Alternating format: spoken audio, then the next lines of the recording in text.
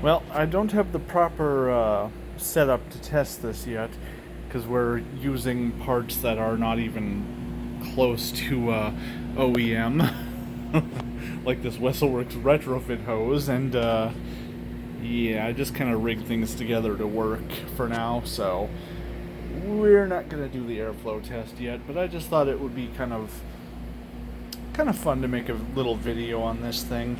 So what we have here is a Canadian Electrolux. I found this on eBay, and it was, it's got a little bit of damage, so in the future it may need repainting. It's like all cosmetic damage. I was actually surprised to learn that these do not use the same hose connectors as our US built ones, like the Model G, the Model L, and such. Because when I bought this, it's like, oh, I got my hands on an old worn out braided hose, and it's like, well, it's like if I can just take the end off this, but it does not fit. It's like the inlet here is too shallow for this, so I had a Canadian collector send me this piece, which, if you're watching this, you know who you are. Thanks again, man. And yeah, I always thought these things were like a Model G turned on their side, but that's not quite correct, because the Model G and things of that body design have, a bulge on both sides here as to where the bottom of this is flat. So the design, while somewhat similar, is not quite the same. And I suppose I should unplug it before I go opening this up. I didn't notice this right away, but these actually have like a filter compartment on the back here. So this unlatches from here. Let's see, how's this open again? Open somehow. Does it just push? Yeah, it just pulls loose. But there would ordinarily be like a piece of filter material in here. And then your cord winder's back here, and it just has a little two-prong plug. So, close that up, those connect. So that was kind of neat, because I don't think the American ones had anything quite like that, if I'm not mistaken. Oh yes, and these ones used a pigtail that was in a different place, because I know with like some of the American ones the plug was down here, although in some other cases they actually ran the plug to the side, and I think they retrofitted some of them to fit. Like they would install a new metal bracket here that had the plug on there. Oop, backwards.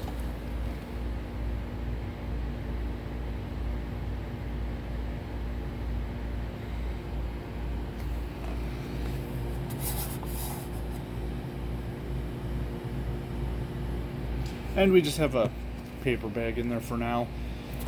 Because it's like I haven't done a restoration on this thing yet. So I figured, a paper bag for now is fine. So we'll just clip that into there. I kind of thought, a good way for me to get this set up would be to see if I could fit like an Electrolux electric upright hose into this metal cuff. Because I know those already have a pigtail attached to them, so that would, it seems like that would be a good option, and then I would have, a genuine electric grip. So then it would pair a little bit better, which this is not the original nozzle for it either.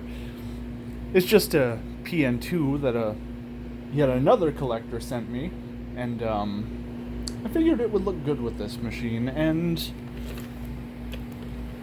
other than the hose, I don't think it looks bad with it. But let's do a little bit of cleaning with it. Yeah, super ugly, the the way this is all put together. really quite janky looking, but hey, at least it works, right? So, just like a lot of older Luxes, a nice and quiet machine.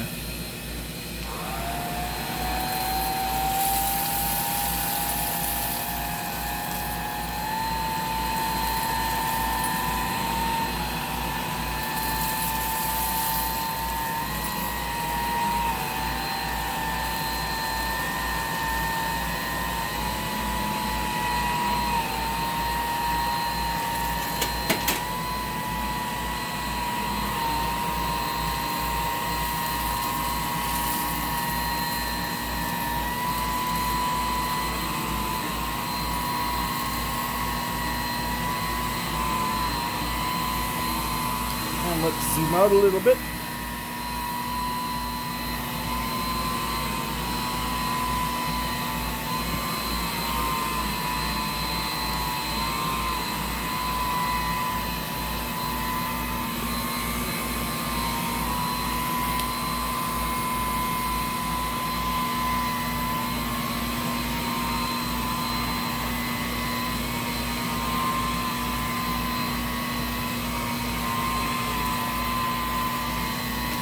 You know, the one thing I really like about the PN2 versus like the PN4 is this actually has front wheels on it.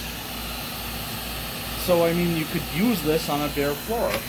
Unlike the PN4 where you only had a set of like rear wheels, so the front would just drag across the floor.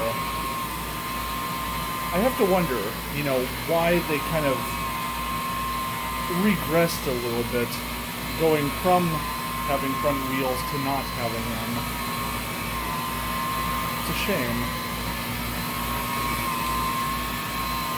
I'm just going over the same stuff now.